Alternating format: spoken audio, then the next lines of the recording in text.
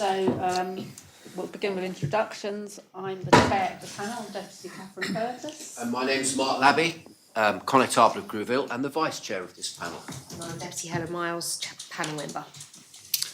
I'm Deputy Rob Ward, Minister for Education and Lifelong Learning.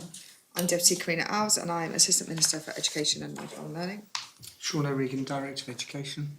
Keith Posner, Interim Chief Officer for SIPES. Jonathan Williams, Programme Director for SIPES. Tanya Jackson, Policy Officer. Okay, thank you everyone, and Deputy Corrie can't be with us today. So if we start the questions, so our first section is about early years.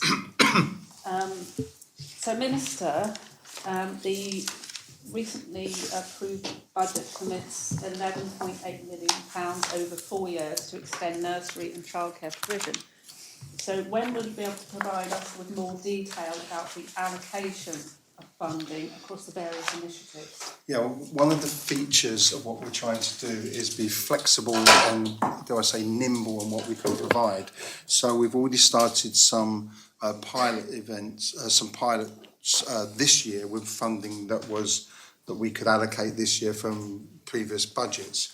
For example, the World Cup at Doverne School and the additional wraparound hours. And so that's what we want to continue. We want to try more pilots. So they could be in either additional wraparound hours, the offer of premises that we have, and find expressions of interest, for example. And that will determine, to some extent, where the money is spent. But the money is there to be spent in that area. And the reason there is that flexibility is, and we are talking about pilots, is we want to get this working. We need a system that works. If we try a pilot and it doesn't work, we will not continue with it. And I think that's really important as we head for a 2 to 3 year NEF offer, a nursery fund offer for parents, because I do feel that that would be extremely beneficial to parents and help them.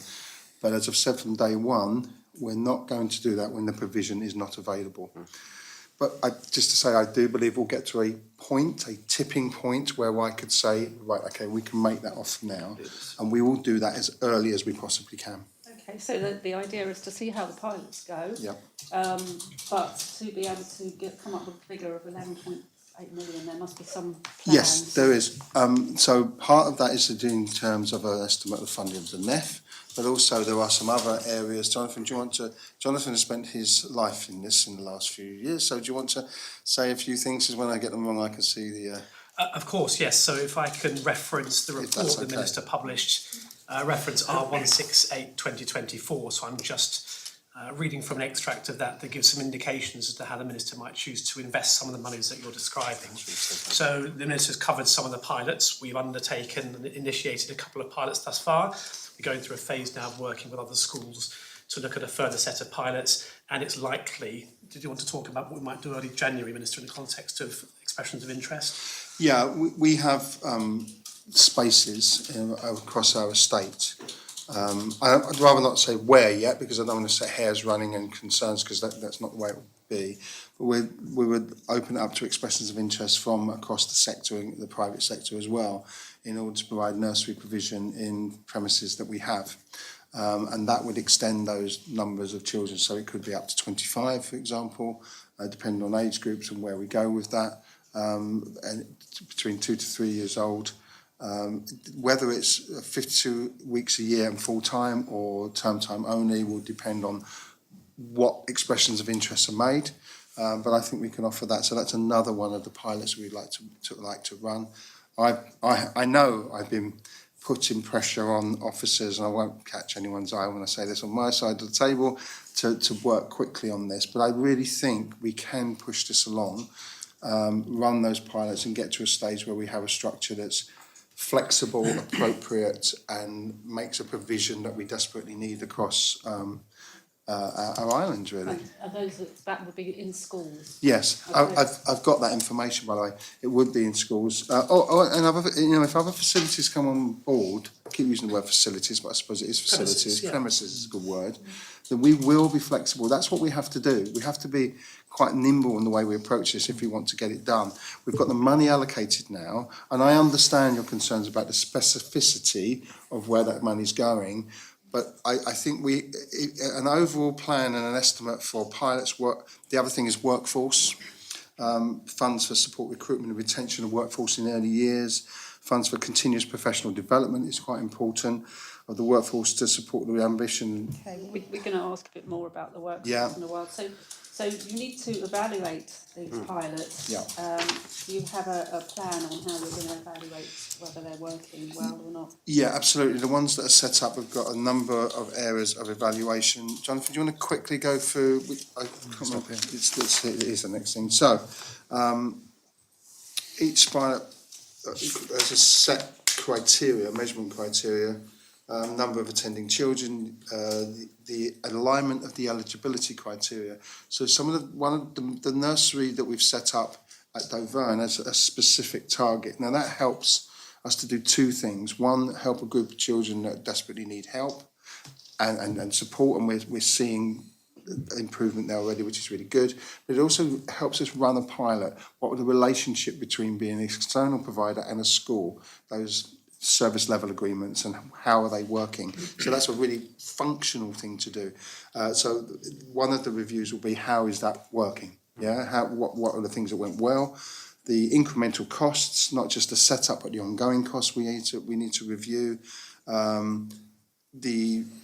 The capacity of premises as well. I think I do believe, and we might talk about this later, when we try to give numbers, it's really difficult, because I think if the provision is there will be more parents who may consider, actually, I will use those 15 hours and return to the workforce, or I'll use those 15 hours to go back part-time earlier than I would have. So will you be assessing in some way how effective it is for the children themselves, their welfare and The next one on the list actually was about the developmental baseline and improvement. So there will be some measure of improvement. I mean, these are very young children, so I never ever want to go down the line of testing children. I mean, they had this plan in the UK once to baseline them, but the baseline is about improvement in behaviour, socialisation. I mentioned in the assembly, a really nice thing we got was somebody saying they didn't think they'd see their child playing with other children, and they're starting to adapt and do that now. And I think that's exactly the type of thing. There will be more to it as well, of course, but those are the type of things that can be identified. And will you publish updates on this? Yeah. Yeah, I mean, I gave a statement on the report we published on purpose to be transparent and open for questions. If things aren't working, that's fine. We'll change. I mean, you've got to get it right, because children only get one go at it. And so therefore we're willing to do that. And I think more statements like that as we move forward, I'm quite happy to make. I mean, the Assembly might not want them, but there we go. But they might want to ask questions as well. Okay, now just to ask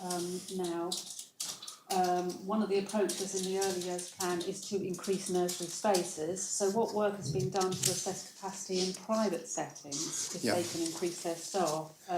Has the government considered the option of partnerships with the private sector? Yeah, absolutely. And as I mentioned, the expressions of interest, that would be an expression of interest that is for the private sector to come in and utilise spaces that we have. So that certainly that is the case.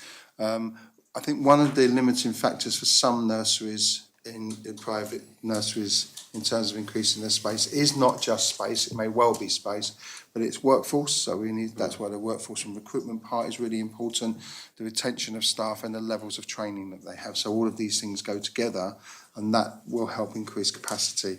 But certainly, if we can find spaces, we are quite happy to work in conjunction across the sector. That already happens, by the way.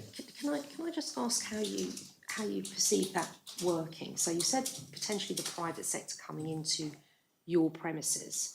Do you mean that, for example, the private sector would run the breakfast club and then it would devolve to public teaching staff till kind of 3 o'clock? And then the private sector, or are you envisaging that you would invite the private sector in to run the entire nursery? Yeah, I think it's more the latter in terms of a space in a school which is not being utilised. We would put expressions of interest, and then that facility would be available to run a nursery. So for example, we know that St Mary's School Nursery has closed, but we know that the private nursery next door is Yeah. full. Yeah. So it might be that you would ask somebody to come and deliver nursery education in there. Can I, sorry, just, it hasn't closed, Yeah. I think it has low numbers. Low numbers. Yeah. Sorry, That- to correct, sorry. This is why I'm not naming any particular school, because I don't want any panic to ensue, because that's not what we're going to do. But yes, if there is a space, that's exactly the thing. It would be an autonomous provision, provided for, but with careful That you would commission. service level agreements, commissioning. I mean, there would be probably advantages because the building's there, they're purpose built already, some changes can be made. I think the sensible thing is, if we have spaces, let's use them. And we're not precious about it being third sector, states or private, it's whatever is appropriate. And as, you know, the standards are shared, so we can be certain that children are getting the best provision. So that you invite those expressions of interest, but the question was what work has been done to assess capacity in private settings? Yeah. So has work been done already? Yes, do you want to? Yes, so when I You've got some described numbers. how we might answer this, I did describe this as a tricky area, so there are some complexities, but if I describe those as well. So the first thing we did was we went out for what we described as a whole sector survey in Q4 of last year, which gave some indication of the number of children attending by age group and by setting. So we had, for example, group settings and childminders and accredited nannies and schools as different providers. That's the principal group. Then we had differentiation by 0 to 2, 2 to 3 and 3 to 4, which broadly aligns with the regulations and then how we're providing funding. And if you assume that there were going to be 1,000 children, which I'll come on to in a moment, that's not the right assumption, but for that you could see that there may be around 3 to 350 spaces required if you were to assume full uptake in a large 2 to 3 year. So where we're at now is we are undertaking that same survey, so we'll have the second year's lot of data. We're going to look to identify then if there's been any shift in terms of capacity and uptake by different age groups. We're then going to do the best to look at the birth rates, so we have clarity on declining birth rates. We also can make some approximations about what 2024 looks like. The tricky bit in here is trying to understand that net migration position, so that potential addition to birth rate as a layer. So we'll make some assumptions, but largely informed by Stats Jersey to make sure that we're using the same planning assumptions that our statistician will tell us. So then we should have a good view of supply and demand, and then what the gap looks like. And the gap is where we have to fill with new places under the different initiatives the Minister's carrying out. But the Minister made a point, I think, we had to determine at what point we say that gap is now close enough for us to take the jump to offering universal rates and recognise there might be a little bit of settling in the market, if you like, until such time as perfectly or better aligned capacity, supply and demand. But that's very much a Q1 action, that's what we've set ourselves. I think that says that date in the plan as well. So you can see a lot of work has gone on in terms of capacity. The numbers are challenging because of the way the numbers are. One interesting figure is that last year, under the age of 18, or 16, 18, isn't it? 420 children arrived on the island. Now, if you take a section of that and divide it up equally, which may be skewed to a lower age or may not, that's around 25 children requiring nursery care, for example, just as an estimate. We're looking at more data in that, and I think Because we have a question about that. Yeah, later okay, sorry, yeah. As well. It's just also joined up in my head. I keep, Just quick point on that. So this work is based on the surveys partly to do with numbers In that part. are needed. And those surveys, they go out to all the nursery providers then, presumably, yeah? Correct. Okay, so next question was that the early years plan referenced that government-owned properties in St Helier were reviewed for new nursery sites. So why is the government looking for new sites and not considering how to assist the existing early years providers with increasing their capacity? well, I think we are. I think we're doing both, and I don't think it's. I think we are, and we would do that if early years providers come and want to talk about how they can increase their capacity, such as with. So that we're absolutely open to that. So they could come and speak to you, yeah. but you are not going to speak to them? Well, I think it's clear that that's our aim.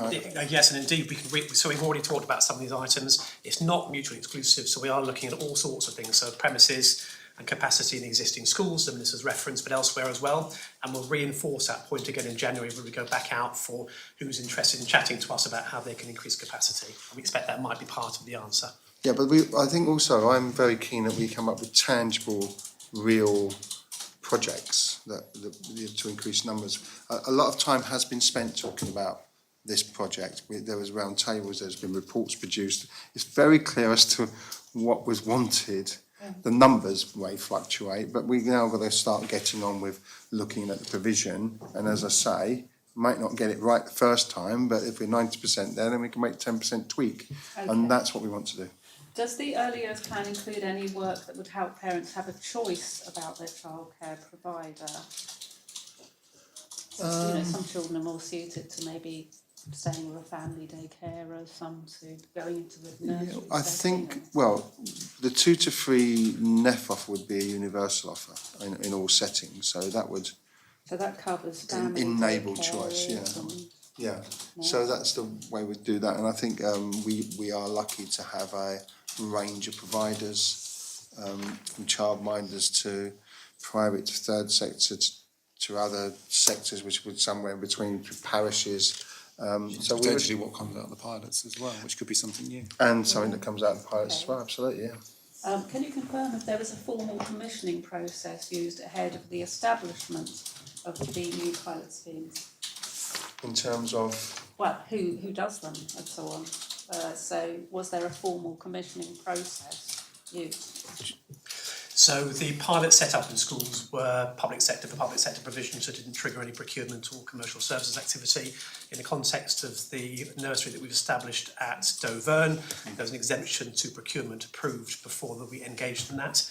The likelihood is the Minister may wish that expressions of interest carry formal commercial services activity before we make appointment. So going to graduated stages. Can you tell us what the thinking was around that exemption rather than commission other providers? yeah, it's because we had children who were in need of provision. We had a group that could provide the provision. We had a school who was willing to enter into a pilot. We had the money to do it. Everything fitted together. There are now 10 at the moment, but going up to 16 children of provision. And it gives us that opportunity to test pilot things rapidly, and partly, and I'm quite happy to take responsibility for me saying we want to move quickly and start some pilots now. So you went directly to JCCT and didn't commission anybody else or didn't consider anybody else? Yeah, because they are providers that provide that service across nurseries anyway. That organisation provides that additional support across a lot of our nurseries, both private, in all sectors. So we know that they are able to provide that provision. If it's helpful, one of the Best Start Partnership initiatives under the umbrella that has all providers, government, third sector, independent, voluntary and the parish providers, the Jersey Childcare Trust already has an excellent scheme, worked with them for many years, providing additional support for children with medical needs, disabilities or special educational needs. So they're already a partner. This is a new venture for them as well, being a direct service provider, but they've provided training for and placement of teaching assistants, as it were. I think that's the nub of the question, isn't it? It's a new venture for them, so why weren't other people given the opportunity to engage in that Which new other? venture? I think. Well, I think it probably- was suitable. We got someone who can work quickly. Can I say then, will the intention be to have a formal commissioning process for any future pilots? Yeah, absolutely. Yeah? It would be. May I add one further thing? The other benefit of doing this way is that we can much better articulate when we come to open commissioning what we're looking for. So one of the items contained in the work that we're doing with JCCT and Doverne is that they have to operate as what we call a pathfinder. So that has to expose the issues that we didn't know going into it, such that we could write a better brief, if you like, when we go out to market again. Yeah. And I was surprised how many things we didn't anticipate, that only by virtue of operating something new with a third party in the school became exposed. So we now have a much better SLA, and if requested by the Minister, I can write a much better brief to go into market, and I had done that without the benefits of this learning experience. That's really important. You've got to start somewhere. So we made the decision to start there, but we hope to move quickly and extend that out. And certainly going to be open to anybody who wants to take part. Okay, now I've got quite a specific question now. The plan mentions reviewing compensation and professional development for nursery staff. So can you tell us something about this? Professional development is a key part in terms of the ongoing professional development of staff, to provide training at all levels. There are a number of students coming through Highlands, for example, completing their level 3. How will that be reviewed then? Because it mentions reviewing. Reviewing in terms Reviewing of... compensation and professional development for nursery staff. So presumably it's going to be looked at again? Yes, in terms of, is the provision we got the right provision now? Are there any ways, for example, that we have transferable skills where we can top up qualifications so that they're the right qualification? That's the type of thing we're talking about, isn't it? Because we know there are people out there, and not just people who book their own family want to come back to, might want to say, well, okay, that's something I could do. I could work part-time if I read some training. But those who perhaps have worked in other care sectors where the formal qualification isn't there, but there are sort of transfer qualifications. The analogy is if you go from nursing to midwifery, you train slightly more and you sort of get a different specialism. So will the panel be able to see this work as you thought? Yeah, absolutely. And yeah, it's really important to us. We're quite happy to share anything we got. Of course we are. All right, so I'll just skip to the, about the jobs. Is there a risk that the jobs created in the public sector will remove staff from the private sector?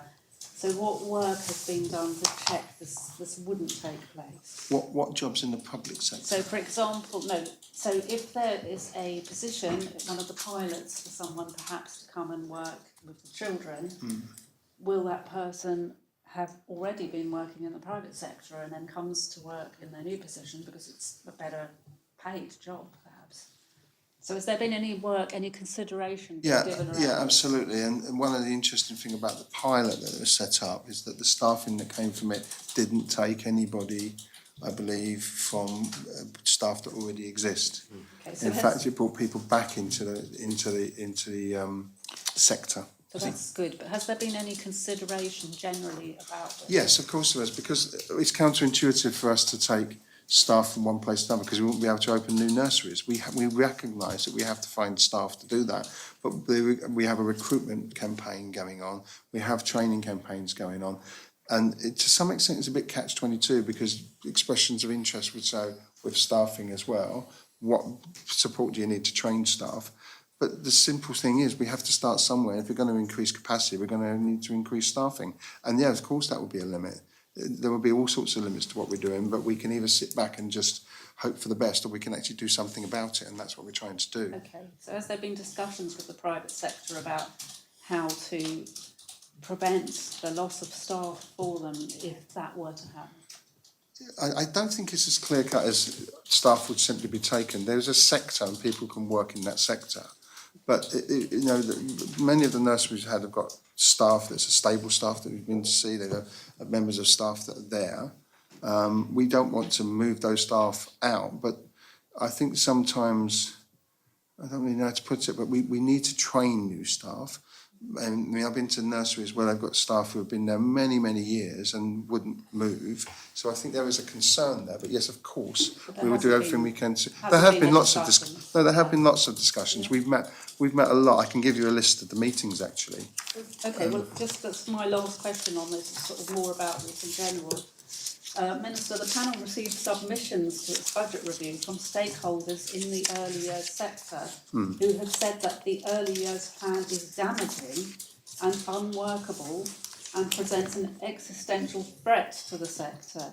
So please could you respond to those comments and explain how you might try and re-engage with the private sector about the plan? Well, there's a couple of things there. Those are absolutes. I do not agree with that statement.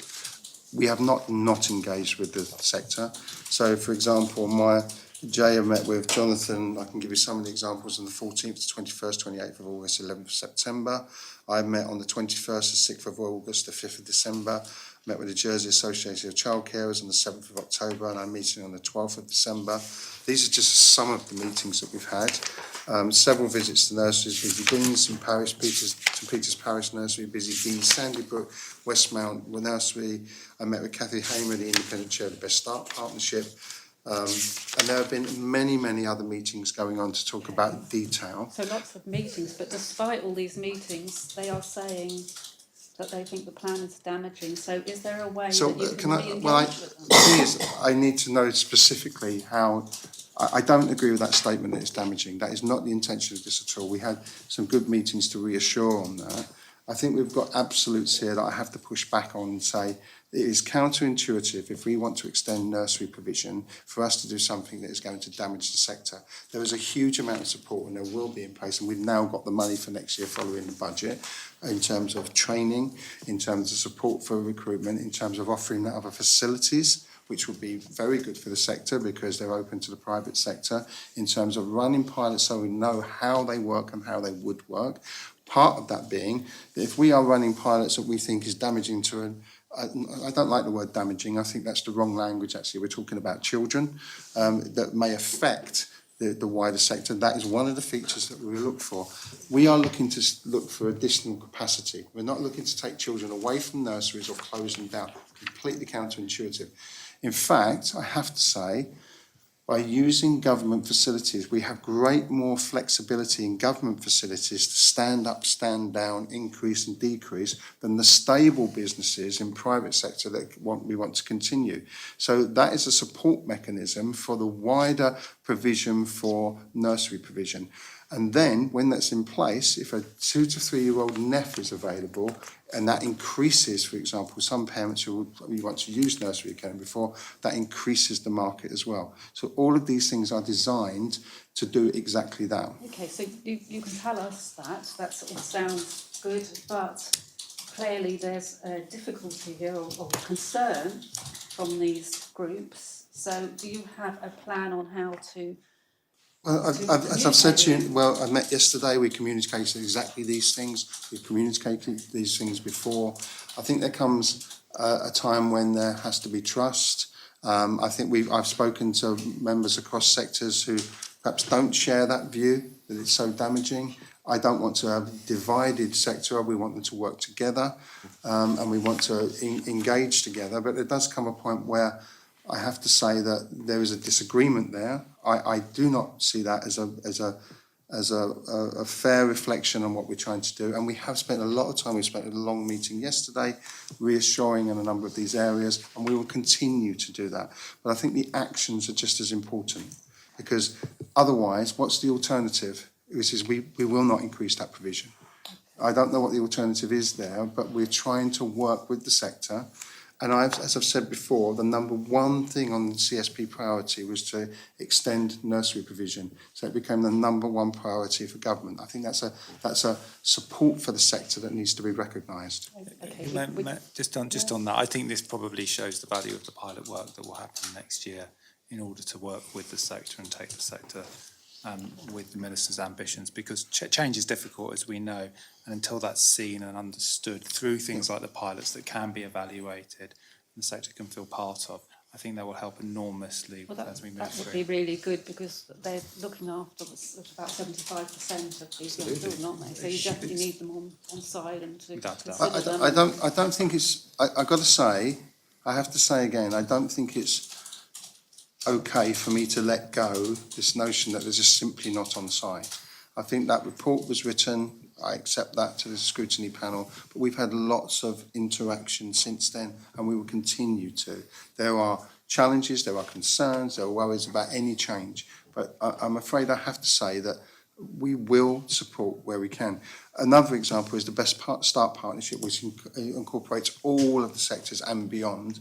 I would like to give that more sort of emphasis and as a communication area, so that we are clear as to what's happening across the sector, private nurseries and all the others, those standards, everything that we want to do in terms of our provision for childcare and get the sector working together.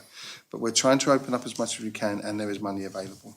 All right, I think we'd better move on to your questions next. Indeed. Thank you, Minister.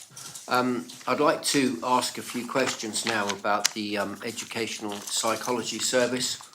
We've had a great deal of interest in the press of late, and we've had representations to this panel about the level of service. Minister, what steps is your department taking to address the serious concerns raised by the Association of Educational Psychologists regarding Jersey as an unsafe place to work? Yeah. First of all, any ongoing situation that is a workforce situation, I will not comment on specifically, because I don't want to prejudice anything that exists and any review that's going on. So that's very important. I will not do that. However, I can say to you that what happened was an initial fact-finding review is commissioned by the Chief Internal Auditor into the concerns raised. The conclusion to the fact-finding review is to commission an independent review to be conducted by an educational psychologist who is independent to Jersey, and that is currently ongoing. Okay. And what's happened with that review is it has been to some extent widened, and we were hoping that would be conducted very quickly, but speed does not replace what's the word? Accuracy and quality. So we'd rather have a quality review that addresses the issue so we can come to a positive conclusion. So the review has begun. We've requested that other colleagues within the service have an opportunity to meet and participate in the review, including school leaders, for example. And then we will act on the outcomes of that review in order to ensure that we are what we all want, which is the best possible educational psychology service in our schools and for children. Can I just ask then, I think it was due to be completed around the middle of December, so do you have a different timeline now? Yeah, it will be in the new year now, because we've taken other stakeholders in, and I'm quite happy with that, because we need to get a conclusion, and we need to get the right things to act upon, and we need a solution to this to move forward. And if that means that the review takes a few extra weeks or so, I'm quite happy with that. Let's do it properly. And the areas that it's going to focus on, Minister? Yeah, there will be a number of areas, analysis of performance, these are in the public domain, aren't they? So stakeholder engagement, key internal and external stakeholders, including service users, staff, management, partner organisations, identification of pressure points in the service, and I'm not an educational psychologist, but I sort of get the idea of what that means, and also legislative compliance. So where do the laws comply with other laws, SEND laws, for example, disability legislation, safeguarding, and equalities framework, so those types of things. That's why it might take a little bit longer. But what we'll have then is we'll have recommendations at the end that can be acted on. I hope that those recommendations are of the quality so that everyone in the educational psychologists can come to an agreement, and we can then move forward. Will the review, the results of the review be published? I believe so, but it won't be published if it's about any specific HR matters, if they are. Yeah. If they are redacted. Yeah, might be redacted. But We're not HR. talking about a large number of individuals, it's fairly exactly. small. So And this is the thing, it is a small service in terms of numbers because we're a small island. how will you keep the public informed about the steps being taken in response to the findings? Well, I think what we will have to do is ensure that there is clarity in what change is going to be made and the quality of the service itself. If you have a review that talks to service users, you've got a follow-up, an automatic follow-up to see have you seen an improvement. I mean, I'm not determining what they do because I'm delicately trying to not determine what happens in the review because that's the whole point of it. It has to be independent, but it does seem to me logical that you come back to some of those users. Can I also just make the point that the review was actually commissioned by the SEB as well? Yeah. And that is the thing. I think it's fair, sorry. Sorry, no, go on. Apologies. I was just going to No, say, I think drink the review will lead to a longer term strategy for the service, and I think that's when certainly we'll be able to provide I further think that, I updates. really do think that's where it needs to be and needs to go, so thank you. Well, Constable, I would say to you that problems don't arise overnight, they arise over time, and that's why you need a long-term solution to them. That's exactly right, the two things go hand in hand. No, that's right. Good. In relation to this matter, the Children's Commissioner for Jersey highlighted that children with additional needs rely on accessible support services. How will you guarantee these children will receive timely assessments and support, particularly in light of the staffing challenges in this service? Yeah, well, while there's been challenges, we have had additional educational psychologists come to do assessments. I believe that last week in all of the, if I'm okay to say, the RON meetings, every child had their assessment, so they could be made. So work is continuing. It hasn't stopped. We're not perhaps in a position that anyone would want to be simply because there have been issues, but we need to resolve them. But there has been, if you like, a feel of skill as we go through this process. In terms of longer term, of course, what we want to have is reviews done as quickly as we possibly can to enable children to get the help that they need, should they need an educational psychologist as part of that review. As the Association of Educational Psychologists Union is now advising its members against working in Jersey, how will your department ensure a sufficient number of qualified educational psychologists are available? Well, we do have educational psychologists still here. We have people returning to the posts who were on leave. I don't want to say, well, I suppose I can, but it will obviously identify people.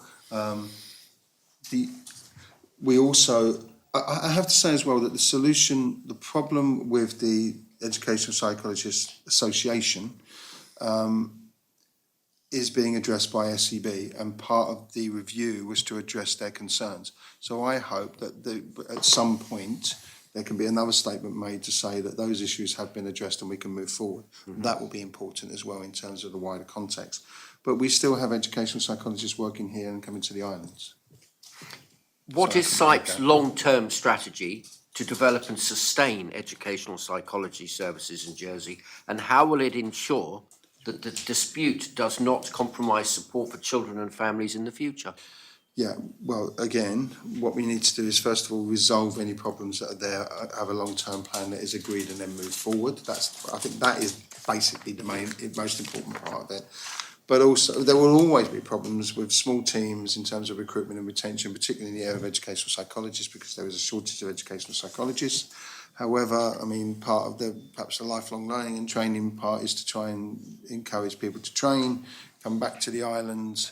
We'll talk about this later, I think. There's some work going on coming back to the island. We can give you an overview of the current situation. So there is a principal educational psychologist. There are 4 educational psychologist roles. There are 2 assistant education psychologists, 1 clinical psychologist. There's also the wellbeing team, and there is 1 educational psychologist post vacant, which has been out to advertisement, and appointment interviews are imminent. So there is still a team in place. Okay.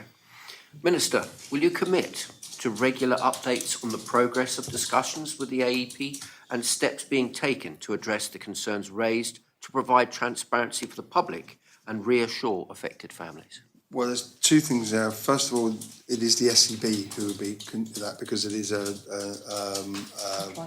employment dispute, so it would have to be the SEB who does that. But I'm certain that the SEB will be committed to that. But we will keep the panel informed as best we possibly can at all stages. Hopefully, in a positive outcome, we can talk to you, even if it's a private briefing at the beginning, so you get early sight of the recommendations and so on. I think that's a good thing to do before they're discussed wide, and we give a chance for them to be implemented. But we're certainly happy to do that. I mean, this panel was quite concerned about the presentation that we received, so we're glad it's been highlighted and it's moving forward. Yeah, absolutely. And I've got to say, like I say, things don't happen overnight. Things happen over time. For many of these situations which you don't want, what you need to do is you need to learn from them. And we need to learn from this for this service and across SIPES and across other services. Hopefully you will identify those pressure points. I think it's quite an important part of the review. Are they existing elsewhere? Can we use that information for other areas of social services, health, etc., etc.? So there can be, dare I say, some positives that come from a bad situation. Sure. Thank you, Minister. Okay, thank you. My questions all relate to higher education and principally around funding. And I think just to give you some context to that, you know, we've been approached by students, mature students, parents who are struggling. So that's where these, and I know we've asked you questions about this before, and I think Minister, your position's been quite clear that, you know, funding higher education is not a priority, but nonetheless. I'm sorry, I can't accept you saying that funding higher education is not a priority. I've never said that. Okay. I think we talked No, I about think it's really, really important actually. postgraduate, we certainly Yes, that's a talked very about different thing. postgraduate Higher funding. education, I stand there's quite corrected. significant funding for higher education. We've made quite a few Thank you. changes. Just before we talk about the higher education, can you just tell us a bit more about the support around apprenticeships and when that will be put in place? Yeah, the apprenticeships was part of the government plan, and we've got money for that. There's an enormous amount of work going on. Where do we start with apprenticeships? We start with, let's look at Skills Jersey being repositioned back into Highlands as one front door, so their link is much closer to it. They've done an enormous amount of work on apprenticeships that are required, apprenticeships that are happening, and the best way to run them. We're working with Social Security and the Economy Department to target and identify the real areas of need in terms of apprenticeship for the island so that money can be targeted. It's also part of the living wage support package that will come forward in terms of apprenticeships. I know there would be some support there. And so the work, also, this is really important, there are lots and lots of apprenticeships happening now. They are ongoing. And part of ensuring that those are supported and they keep going, they have good outcomes, is an integral part of what we're doing. But that is about, so identification, finding the apprenticeships, supporting employers in order to take apprentices, and then getting on and doing them, I suppose, is the summary. Somebody want to add something that's a little bit more sort of vocal than that, because I've just summed it up really rapidly. There's a review that will be done on this. I wouldn't call it a This was the amendment that we brought that was accepted, that there will be a review. Yes, Yeah. yes, absolutely. I mean, I would see it as a development of a, I actually would say, I think yes, a review, but I think we'd like to do more than that.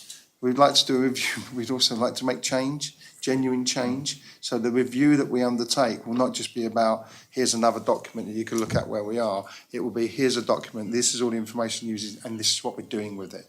And I think that's quite an important part of what we're trying to do. And you've talked about apprenticeships. I think, you know, in most people's minds, you think of apprenticeships as people that are just leaving school. What support is going to be put in place for kind of more mature people who want to undertake apprenticeships? Yeah, and I think that there's a combination of things that need to happen there. First of all, working with employers to let them know what is available. So if they want to upskill their workforce, for example. There's other areas such as the way we integrate with Social Security and the changes with that. There's some work going on licences for employees so that they can take, so licences will change in order to take on an apprentice, for example. Anyone want to add anything in regards to? There's no age limit in the current trackers scheme, for example. Yes, for example, yes. We've got to make sure there's we're identifying the skills gaps that access, there is better access to those apprenticeships and so on, because, you know, at the moment it feels a bit restricted. You reach a point and that's it. So actually widening that out to where addressing the skills gap and trying to encourage more people to do it. That's where Skills Jersey is also working quite closely with the Economy Department as well. Yeah, it is. Skills gap is what I was searching for in the recesses of my brain, and that's exactly it. But we have to identify and do it well. It's not just about scattergun approach. I don't think that, well, that'll have an impact, of course it will. But I think if we're really targeted and really thoughtful about what we do, getting the right people at the right time in the right apprenticeships for the right reasons, then it becomes much more effective and it becomes sustainable in terms of the long term. Thank you. Are you able to share any future changes that are going to be made to the education grants and allowances Jersey order? Yes, I am. I would ask, Tanya is the expert who, to be quite frank, has done all the work. But I have it here. And what I'm worried about is saying the wrong thing. And then, you know, so I can start with first. I'll do one and then I'll let you take over. Because, so the maintenance grant adjustments, from the 1st of January 2024, the students' finance budget was reclassified as annually managed expenditure. That enables maintenance grants to be adjusted for inflation automatically.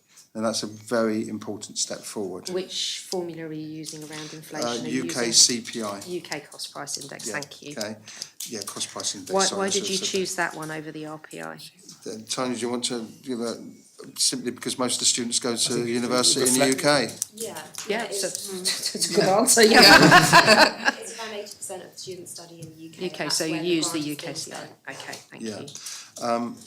We expect to, and in terms of when these changes are announced as to what they'll be, we expect to name any change in the maintenance grant September 25 in the first quarter of 2025. So they will be in advance. The tuition grants, income thresholds are to be increased in line with average incomes in Jersey.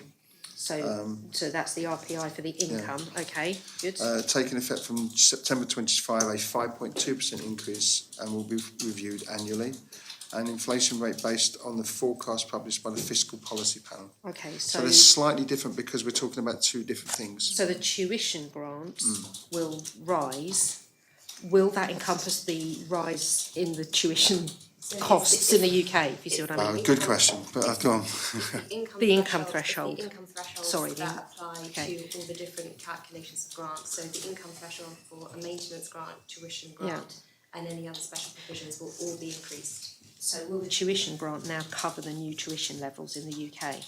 Yes. Yes, they Yes, will. it will, okay, thank you. I mean, that's not something we wanted to happen, I don't think anybody wanted it to happen, did to they? be But, quite yeah. frank, but it Yeah, has, and we're, let's hope it doesn't happen again. I mean, I have to say, of course there will always be issues with this, but there is, for example, if you earn 50,000 up to 49,999, just under 50,000, 1 penny below £50,000, there is support of up to £18,000 a year for tuition and living expenses. I think the point is it's if your parents earn that. Yeah. Not if you. Yeah, if your not parents. if you earn that. Or your parents or carers. Yeah. Okay.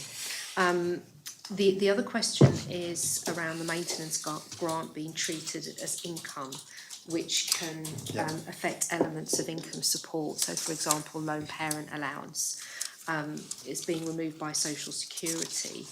Can you tell us whether you were aware of that as an issue? Yeah, and if you had any conversations about that? Yeah, we have become aware of it as an issue. Do you want to talk to that, or? Yes, Go so on. we are liaising with officers who support the Minister for Social Security to unpick and understand that a bit better. So that work is in progress, and we can update as that goes. And is that the same with the long-term care benefit as well? Yeah. So you've tied All those social two benefits, together? yeah. Okay. And what we're looking at is, if there's not, no, the benefits is not my strongest point, although I've done a lot of support work on benefits, but it's slightly different. But if the benefits are designated for a specific purpose and not for general living expenses, we will consider excluding them from income assessment that determines the maintenance and the tuition fees. But this will require a change in the law, the education grants and allowance. Jersey was a 2018. I believe that's correct. That is correct. Okay, so when there's an outcome of that, you'll know what you're going to have to change in the order, if anything Yeah, at all. and we'll work as quickly as we can on that because we want to, but we have got, the good thing is we've got good communication with Social Security. We're making some really good changes in identifying that. But these are the sort of the nuances that we can do when we, because of, I actually think because of putting this into AMI, it makes the other parts of it simpler. Yeah, only manage expenditure, so there's more focus on other areas rather than simply that focus on that increase. Yes, okay, thank you. My next question's around the travel allowances, skills bursary, disabled student allowance. Our understanding is they haven't been adjusted since 2018. So are there any plans to review and update those allowances with the work that you're doing so that we've got adequate support for students? Yeah, it is something we do need to address, and all of these things are coming forward at the moment as part of the work that we're doing. 2018 is too long ago to assess those, so yes, absolutely, we will. Okay. I can't give you information on what that will be today. But you've got an undertaking to look at that? But yeah, we certainly will undertake and look at that Thank you. as part of it. We've got a lot going on in this arena at the moment. Let's get some of the things done and in place, but certainly that's something we need to look at. I don't know how many people that affects, and that's the first thing that I will look at. I can't, off the top of my head, if you know. Small numbers, I don't know the numbers off the top of my head. Yeah. As a percentage, it's going to be quite low, isn't it? Yeah, however, it is important, and also if it's a small number, perhaps it's easier to address. And so that's something we can look at, absolutely. And we want to make sure people get access. really important. Talking of access to higher education and really bringing out the model that we've got, whereas your access to higher education is largely controlled by the income of your parents, students from separated families we know are facing challenges if only one of the parents is able or willing to contribute. Yeah. Yet we know that both parental income is taken into consideration under the law for the assessment. So how does the maintenance grant account for cases where one of the parents is included in the financial assessment but actually don't provide financial support? We can make decisions to waiver incomes, and that does happen. Okay, and how does that, is that at ministerial level? Yeah, it is. It Okay, is. and would that come to you via student finance? Yes, it would. You make an appeal, and then advice is given to me from student finance because they know their stuff really well, and the not the validity, but the depth of the reason for it, and the information and the evidence, if you like, in inverted commas, that they've gathered, and then that decision will come to me. Okay. Have you denied any requests? Off the top of my head, not many. And if I have, I can't think of the reasons why off the top of my head. They'd actually be really private, but I can talk to you outside the meeting about it. The vast majority are there for a specific reason, and also I think people do come with the appeal because of the very reasons you said. So, for example, a parent might be separated and they've had no contact with the family whatsoever. On paper it says 2 incomes. They can say to us, look, we put this on paper, however, that income is definitely not there. We can look at it and say, yes, absolutely, we'll waive that appeal. There has to be some sort of appeal system there because you've got a generic system. There are not that many, I would say. Appeals come for all sorts of reasons. I know if somebody's ill in one of their years, they need to appeal to say, can they repeat the year? And if they've got evidence for that, we would do that as well. The system is, I think the system is increasingly supportive because the system is working better. I would stick my neck out and say. Understanding and responsive to what the issues have been. Yeah, I would say that we are, yes. Unless something fundamental changes, we're never going to get to a position where students are treated as independent in all this. Yeah, and it's forever going to be an issue if absolutely. you're reliant on the income of your parents, but that's a completely and that's a new model of higher education funding. That's an interesting discussion, actually. It's loans, isn't it? You know, so. The problem with loan, well, I'm not a loan supporter. No. Simply But if it's the only way that you can have access to higher education, perhaps it's something that should be considered. There are problems with loans on Jersey. That if you take a loan out from Jersey, you cannot chase somebody when they're off island for it. If they come, it can be counterintuitive. I'll to move people on coming anyway. out. That's a different. We won't go down that. Interesting discussion. Rabbit hole. The other issue that we've had is about students undertaking distance learning courses having to pay the fees in advance. Okay, that's interesting. Up front and then reclaiming them from the department, and we were wondering whether there's any move to have a different approach. There was a lot of work going on distance learning. Really good work as well. The arrangements for settling fees are dependent on the provider. I believe if you're talking about Open Universities, which is one of the main providers, they do have a special arrangement where we can sign some documentation, student finance can sign some documentation to agree to settle fees in advance. Okay. So that's now been identified and resolved. Smashing. But for other providers, it's at their discretion as to how they want to do the payments. But if a provider said yes, we're happy for Jersey to pay, that would do that. Okay. There is a piece of work on distance learning which is not totally complete yet, but we are very close to completing it, and we will come to the panel when that happens, and we will certainly brief you because I think we have got a really good, constructive and useful way forward that I think would be good for the island. Okay, thank you. Could I just check, so it's okay for us to say that publicly, that student finance can settle fees in advance distance learning? Because I remember when I did this myself, I had to pay it myself. But that's changed now then. It's more if a student directly goes on an Open University website and fills in a form to apply, they are initially advised to settle their fees in order to register. But there is a little link somewhere that says there's a special arrangement. I think that was just not realised by most applicants. Oh, okay, thanks. My advice is if anyone's to contact student finance, they really are doing a good job. They've moved so many things on and they know a lot. Okay, thank you. I think we've just talked about four-year courses. There seems to be some inconsistencies with four-year courses. And the question was around whether Student Finance have reached out to those affected students to reassess their grants and what steps are being taken to provide some clear, consistent guidelines for the courses in the future.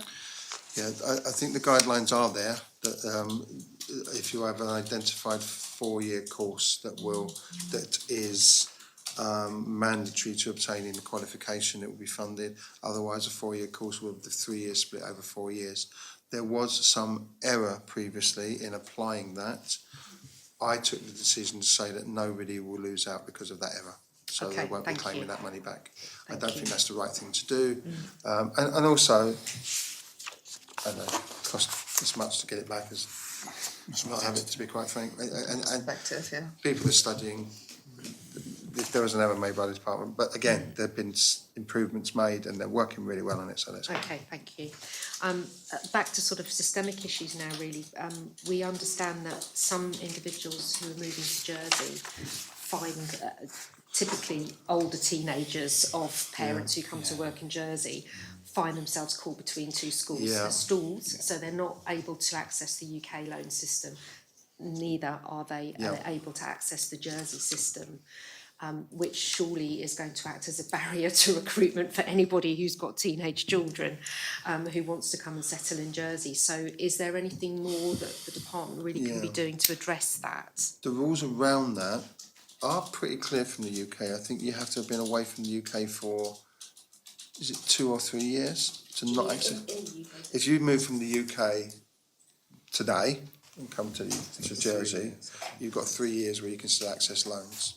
So that's possible in the UK. You have to be a resident in the UK. You have to be resident in the UK. Yeah, you have to So have if they resident. can come to Jersey, then they would lose that access. And that is an issue, but then the issue is, do we have any qualification period here in order to give grants? We have no control over the student loan rules in the UK. No, we know that, but Zero. if somebody moves to Jersey here with teenage children and they've only been here 3 years, they can't access the Jersey grant system either. Yes. So you've got people. So we have a decision. So surely that is a disincentive for professional people to come to Jersey. Well, it is a disincentive in one way, in terms of we won't be paying for their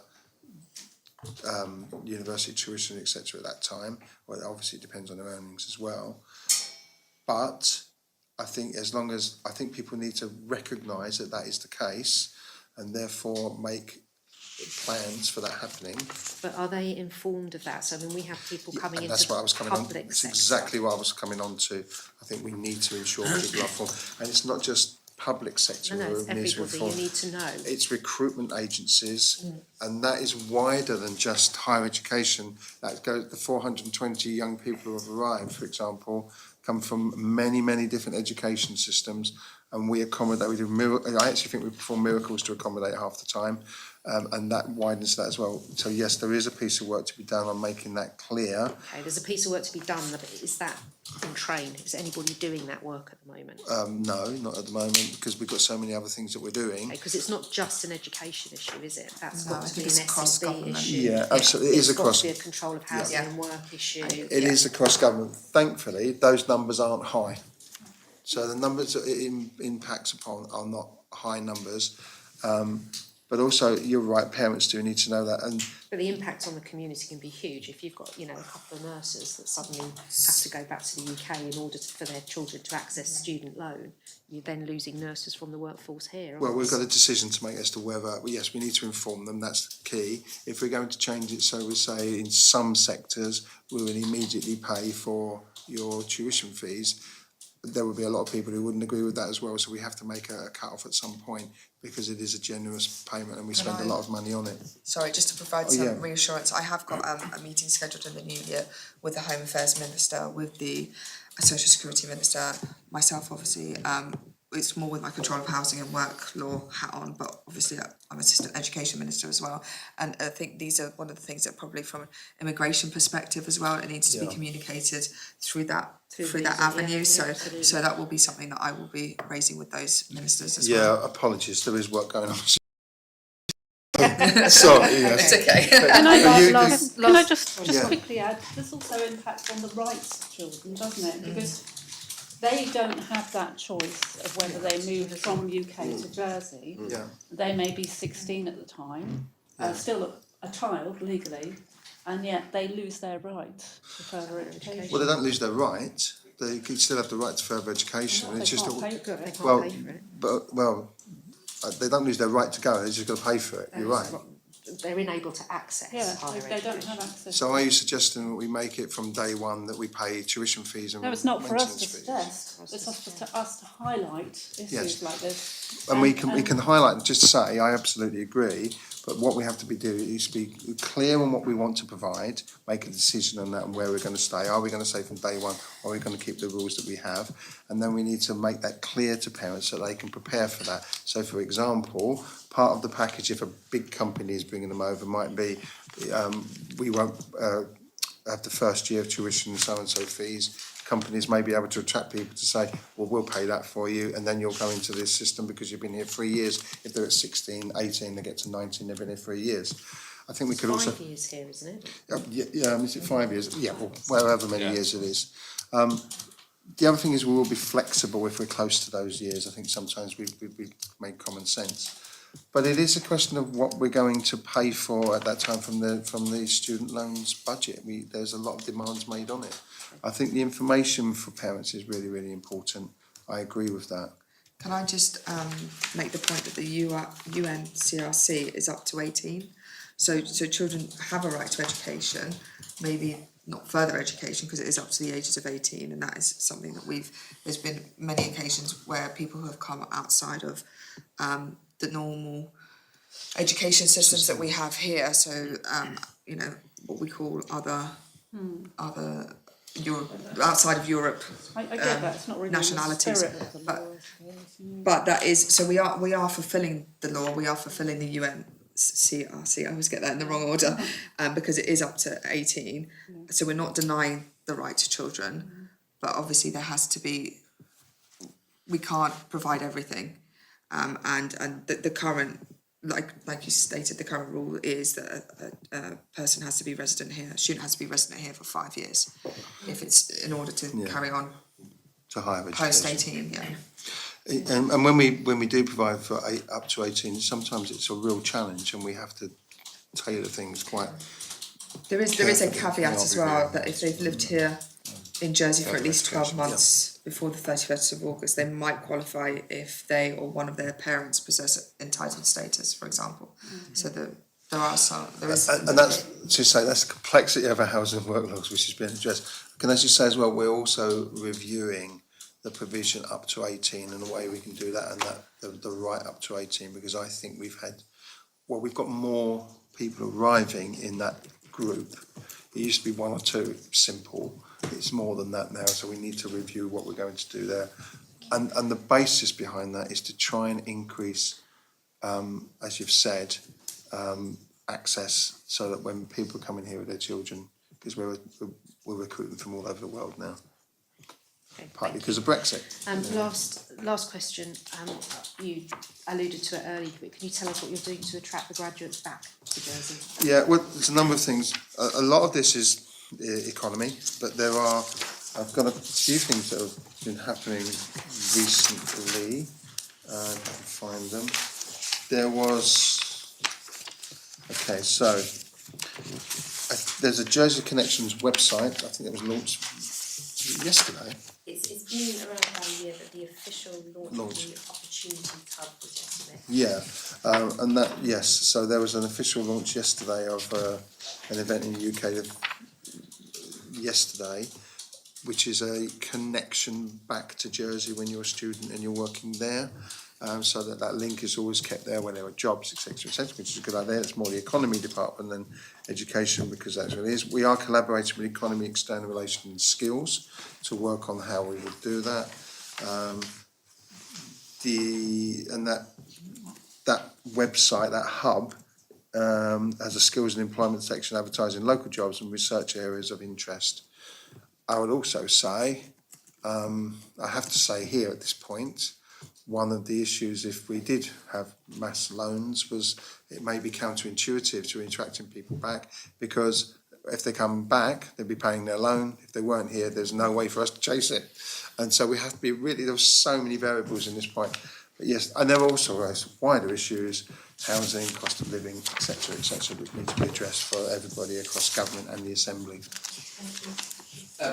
Minister, if I may, and Chairman, I'd like to make a public statement about, we received a meal last night at the Highlands catering unit, which I thought was absolutely excellent. So with regards to apprenticeships, further training, higher education, they're doing a fantastic job, and they certainly did last night at our Christmas dinner. So thank you, Minister. Well, can I just say thanks for that, because I don't think it's recognised sometimes the quality of the students. So they've been there 9 weeks. I will add as well that States members paid for it themselves, just for the Yes, Just for clarity. to save on the cost of an FOI, just to make that point. But yes, Paid for it.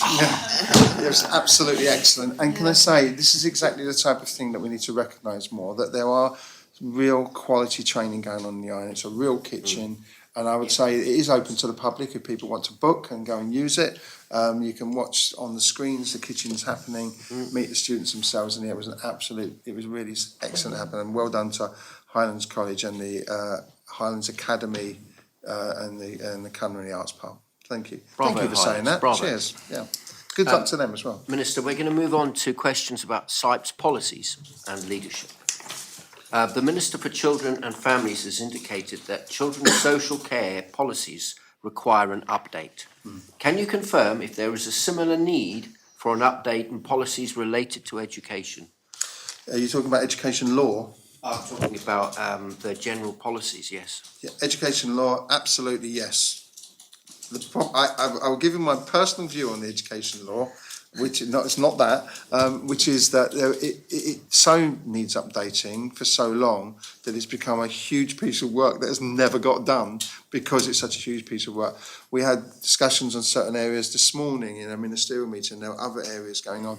I think what we need to do is we need to take a piece at a time. Yeah. There are things that are outdated in our education law. I don't think there's anything wrong with me saying about, we look at the sections on governing bodies, for example, some really good move forwards in governing bodies. The law doesn't match what they're doing. We want to work together on that and increase training, increase the functionality of that, and there are other areas. So yes, there are. We've had a lot of I've got to say, a lot of my priority has been set to me by P12 and other propositions in the Assembly, which we've had to respond to, and we've done a lot of work on that, and we're doing that because that is necessary. It's in the order of the Assembly, and we will take that seriously and do it, and the CSP. But we will make those changes as and when we can, and make them as quickly as we can. But I think an overall look at the law is something that isn't going to happen overnight. No. But I think we can make some very simple changes. There are certain the law is in the public domain. It has perhaps I shouldn't, but it has a part that says a child can be removed from school for being infested with vermin. We should not be talking in those terms in the modern education system. That needs to be gone from the law. But it's existed for so many years. But that is obviously not taken seriously by anyone. I think that piece of the law, isn't it? It's not. However, it needs to be gone, and we need to update that type of thing. Define vermin, I would say. Well, my next questions, you've already alluded to which areas, what is the timeline, but clearly this is a very large piece of work. Do you know when this type of work with all your other priorities might be started? Yeah, there's some good work going on. So, for example, some good work going on with governing bodies. It's going to happen quite rapidly, actually, over the next few months. And when that happens, I can see no reason why we can't make simple changes to the law then, as long as you've got the time. If they are simple changes. However, as certain people around this table will say, whenever I want to change something, the laws and changes are never that simple and actually create a vast amount of work. But hopefully we can find those ones that are. Okay. So we will, and that's one of the things that we would let the panel know about. Yeah. Okay, thank you, Minister. I think we'll just skip forward because some of our next questions could be done better by written answers if Okay, we fine. run out of time. Maybe we could call it number 29. 29, Yeah. Okay. my Topic age. area is that? Oh, yes, oh, Yeah, yes. because this is some more questions that, if anyone's listening, they might be interested to hear. Yeah. Absolutely, Minister. After the considerable piece in the JEP on the 15th of November, this panel has already discussed mobile phones Yeah. in schools. Minister, can you advise the panel if there are any plans to update policy relating to managing allergies in schools? Oh, allergies. For example, having spare EpiPens available on school premises? Yeah, this was, I was pleased to hear that you were going to ask about this topic area because it brings the subject up. And there are a number of things that we can talk about here. In terms of updating, did you say updating policy or law? Policy. Policy. I think the policy that we have, if it needs updating, then of course that needs to happen because we want to keep children safe. When I looked into this area, it was very interesting to see what we have. There are individual care plans that will cover children with allergies in schools.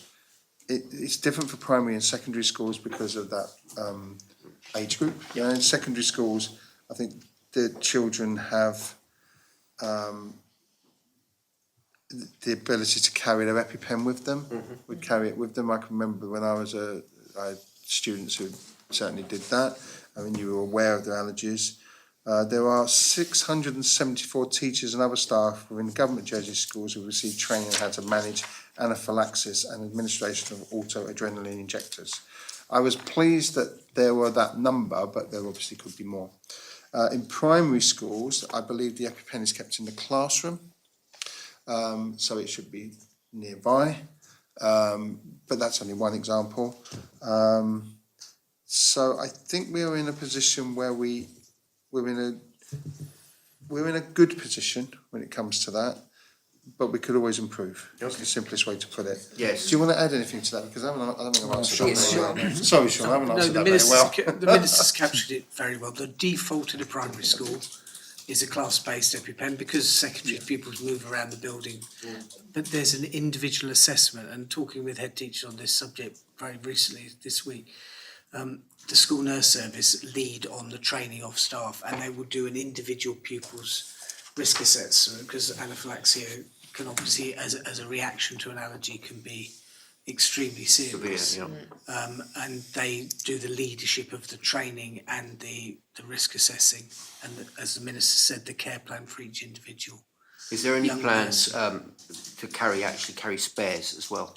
Well, the UK government have recently changed the law. Yep. So the Human Medicines Act, which is UK legislation, not Jersey, has allowed a change because up until this point, these are prescribed medicines that the prescription name's the child. So a spare might have someone else's name on it, which wouldn't be appropriate in terms of dosage or age appropriateness. So we're actively in discussion with Public Health, who would lead on this, about the Jersey legislative framework. Yeah. Okay. So as soon as we hear back, we'll be more than happy to update the But any pupils, I believe, tell me if I'm wrong, but I think this is, I'm certain, any pupils who may require an EpiPen, would ever expect to have a healthcare plan in place in the school?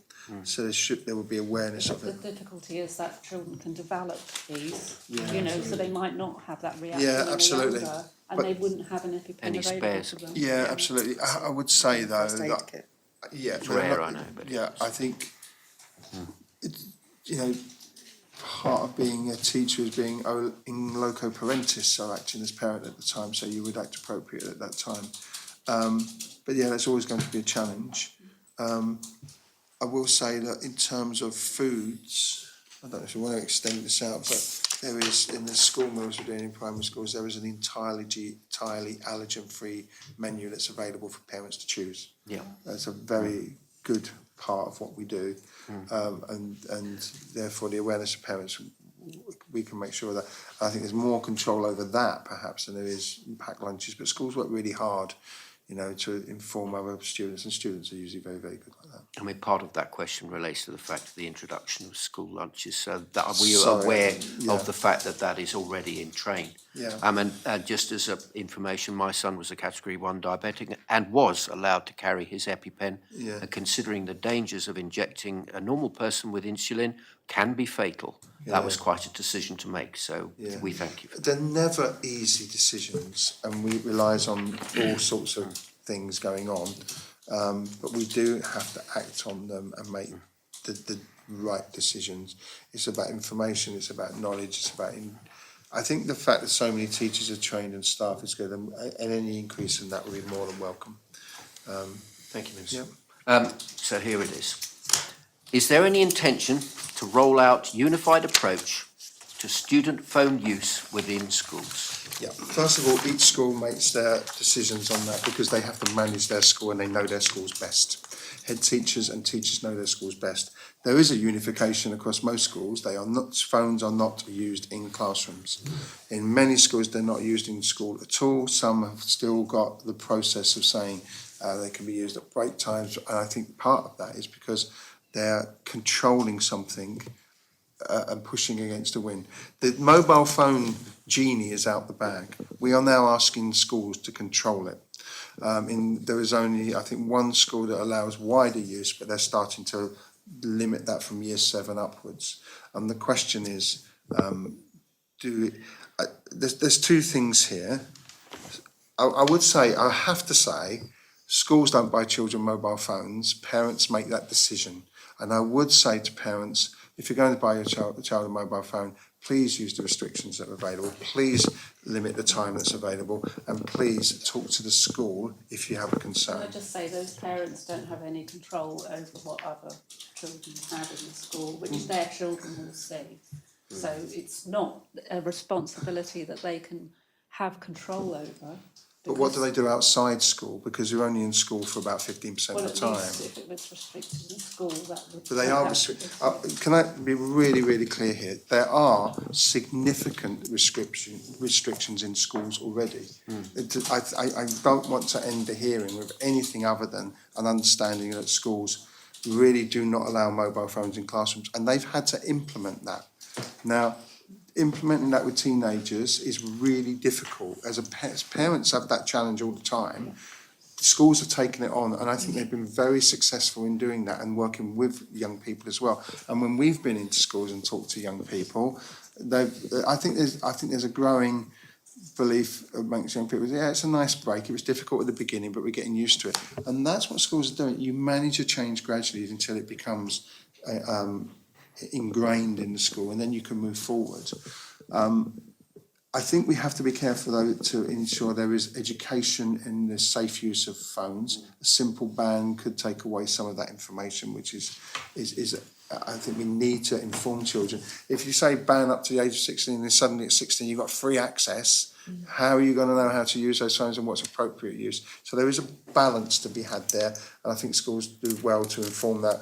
I think I've said to the panel before, when we spoke to some year 9s and asked them about that, they said to us, yes, we've had training every single year, and we probably know more about it than you do, which was quite an interesting response from them. Now, I'm not negating it, and I understand the concerns, but there is an awful lot going on already. There have been some issues on the other side raised with me.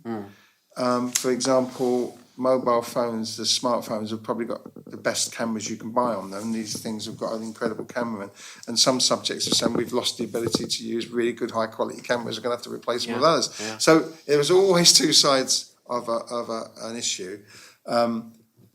But just to clarify, Minister, we understand that the schools are taking their own guide. Do you think there's a case for the centralisation of guidance from the department? Well, there is guidance from the department in terms of safe use of mobile phones. The only problem with saying something centrally is each school is unique with their population. So if we were to say, okay, we're going to ban all phones at all times, even coming to school, we're asking the police, the school to police that. Schools are already taking that action effectively themselves. So some schools are putting the phones in particular things, and even those, if we were to do that, they'd have to be provided. Some are saying they will stay in bags. Some are saying that they won't be used at all, and if they're seen, they're confiscated. There's an issue there over rights and confiscation, which I don't want teachers to be police officers, I want them to be teachers. Thankfully, we have good relationships with children, and those teachers who know them well can do those things with an agreed approach. Are you kept informed of these grievance processes Of as a these, minister?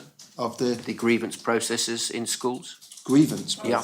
About another, that's a general Sorry. subject, isn't it? I think you're on to another subject. In terms of the phones, and also we do talk to head teachers.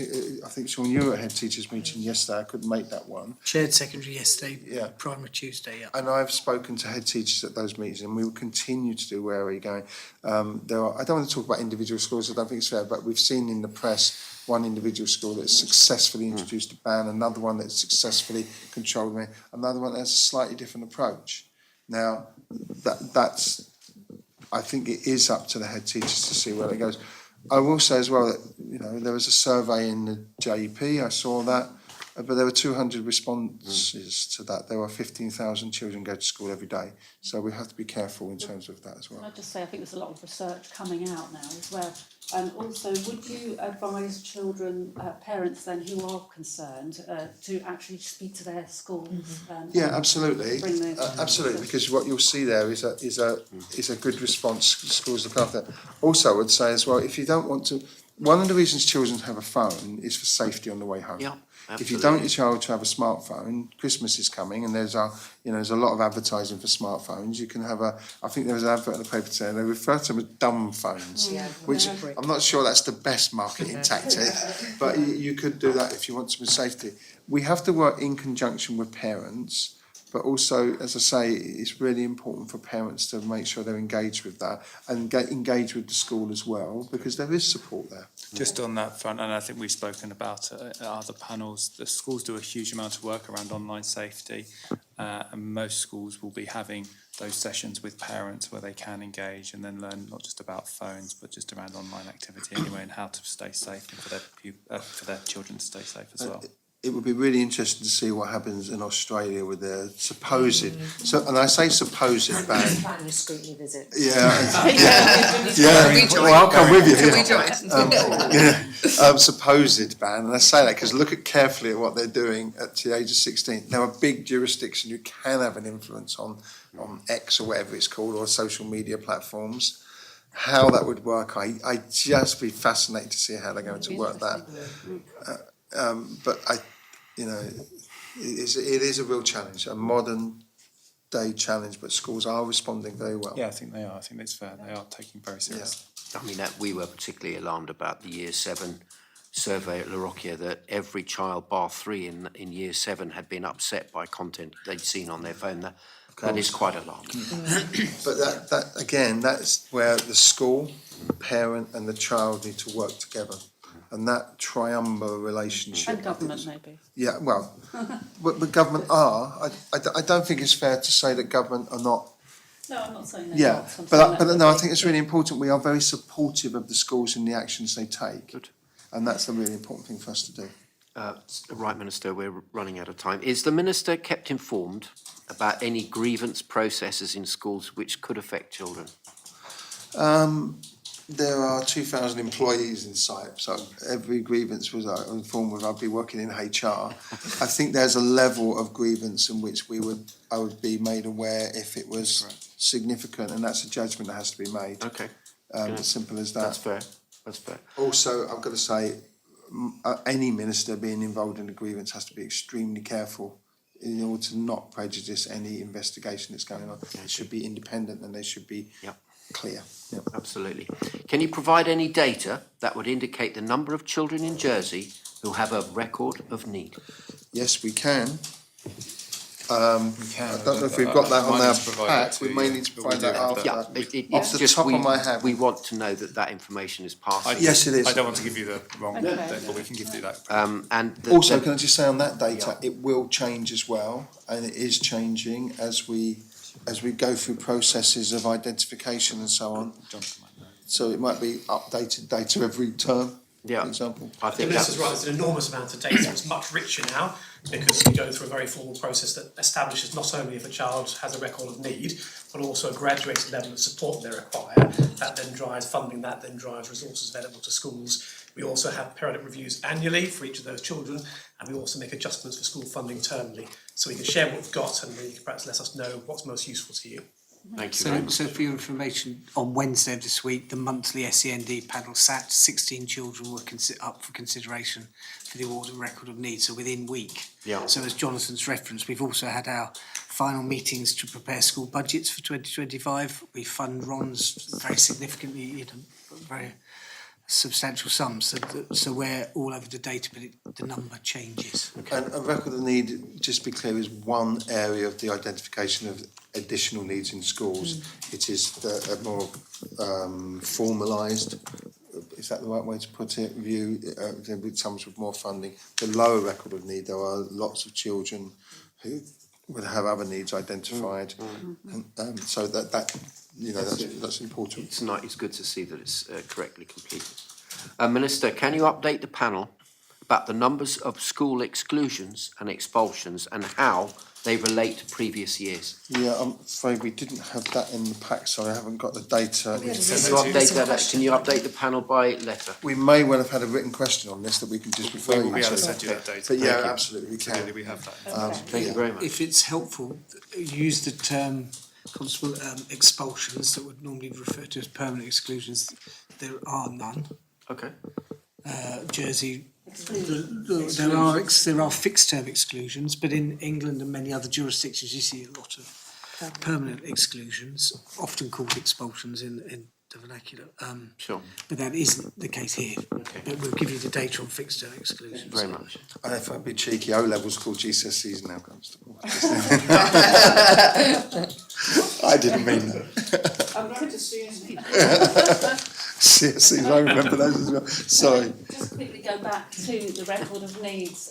We have heard from some parents saying that they are not completed in the way that they are legally supposed to be completed, and also that somebody actually had a successful, I can't remember, it's legal or appeal against this to show that their child hadn't been done properly, and believe that this is quite broadly not done properly. So is there anything being done about this? Yeah, I'm not sure that I would agree it's broadly not done properly, and we have to define properly. Record of needs are difficult because they are very specific to a child and they're very specific to needs within a school setting. Parents may disagree with what they see there. The key thing when that happens is to work together to come up with a record of need that is appropriate and agreed upon, because the record of need should not just be a document that's put on a shelf. It's a reflection of what is happening which may change in a child's life in order to support them through school and improve and address behaviours, address challenges and address problems that they have. So yes, there are lots of records of need that are undertaken. If errors are made, then we'll say then errors are made, and we'll try and do everything that we can in order to improve them. So do you think that this needs looking at and checking? I think it's constantly looked at and checked, and that's one of the demand of needs in schools really has grown, partly because of identification, partly because of increased awareness, partly because post-COVID, partly because there are more children with additional needs entering our system. There are all myriad of reasons. But I think if there are any concerns from any parents, I think they do need to reach out to us and let us know where they think. These particular cases have done, Yes. and they haven't been satisfied, and then have taken it to a higher level. That's correct, and within the law there is the ability to appeal a record of need.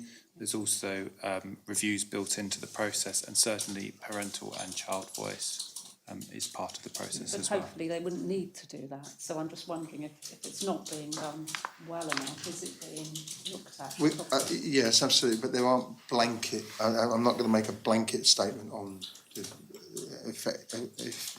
efficacy or not of record of need. Individual specific cases, whatever level they get to, our wish would be to get it right, because at the centre of it should be the child, and then receiving the need that they want realistically about what can be done to help, and then applying that as much as we possibly can. Okay, we've just about come to the end of the time. I've just got one last question, if that's okay, or a couple, but I can sort of roll them into one. You've already mentioned about the number of children coming into Jersey. You've got some figures around that, and I think you gave us a number, didn't you? Already? Yeah. 20. And so my question really is about the long-term financial viability of schools in Jersey. So, for example, recently we've seen a school being taken, it's in public, it's been taken to court for not paying staff and so on. When these situations arise, does the department have mechanisms in place to either support or guidance or to actually see about closure? Yeah, it depends on the structure of the school, whether it's in any way receives a grant or is maintained by the school. That's to some extent easier if that is the case, because we already have a link with them. If they are entirely private schools, it is more challenging. But however, what we would do as the department is to ensure that we would place children as and when necessary, as quickly as we can, and indeed I think I know the school that you're referring to, officers were in place to help do exactly that and are still there in enabling that where we can. I think part of the issue there is not SIPES, it's to do with the parish and with because it's to do with buildings and so on. It's a really challenging situation in individual cases. Other cases that are also in the public domain, I think we've stepped in to really support well and come up with mechanisms to support schools so they can continue, have a good future, new boards of governors, new heads, working really well together with the department actually. And I think both here and in the Treasury, they've done some excellent work with one of the schools in order to give some certainty to the future, and I think that's really, really good. Yeah, that's really good when the Treasury and the department can help. And we will always try and do that. Yeah. But in a case where continuous assistance hasn't resulted in improvements, is there the ability of the department or the responsibility to actually enforce some sort of closure of the school? Because we're talking about specific cases. Or generally? I don't think there is a general there. If it was a school maintained by the department, if it was one of our schools, we wouldn't be in that position because we would know more about their finances, etc., etc. If it's one of the grant maintained schools, as we've done, we certainly would step in. I mean, yes, we can do that. We don't want to get to the point of closure. But if that was to happen, we have the facility to step in, make sure that school continues, and we would have that facility. We'd have to be organised. But for entirely private schools, that is really challenging for us. Unless they have reached a standard where they cannot deliver any form of education, it is very difficult for me to say you will no longer. We have to have real evidence to say you can no longer deliver education. I would hope that anybody in a small setting that is getting into that situation would just think that this isn't the right thing to do anymore, come to the department, let us help in terms of placing those children, and then, accept that perhaps that isn't a viable entity anymore, if that is the case. Does the department have any capacity or duty to assess whether the education is being delivered as a quality? Yes, we do, and we do that. And assessment was made recently in one school that is in a difficult situation a year or so ago. It's about that. About a year or so ago, before my time actually. So it was done. I think what I would prefer to happen is a sensible and pragmatic approach to a gentle landing for any school that might have problems, as opposed to a hard landing where you have to walk in, because that's not good for children, it's not good for parents. But there comes a point, does there not? There does come a point. There absolutely does come a point. I think. I mean, if we're talking about sort of like what's within the educational remit, maybe there's a possibility of looking at that area. to see if there's anything that may enable But us to have a bit yeah, more. unless finances, oversight. unless finances is what we're talking about, are meaning that we simply cannot deliver any form of education, it's very difficult, because we would face challenge on that. And again, I think that what we want from any school be in that situation, and we've seen it before with certain organisations that are very, detached from the department in terms of their private provision, that have closed in the past. We want to work with them so that we can provide support for all of those children and families, and they're not. And in the situation I think we're discussing, and I don't want to say names because I don't think it's the right thing to do, there are small numbers involved, so we can cope with that capacity. Yeah, I think the sort of overriding thing for me is that parents and children should be able to make informed decisions about where their children are. But I think when things are in the public domain, parents are making an informed decision to keep their children in a certain setting, so that's difficult. All right, okay, so I think that's all. Well, we did have some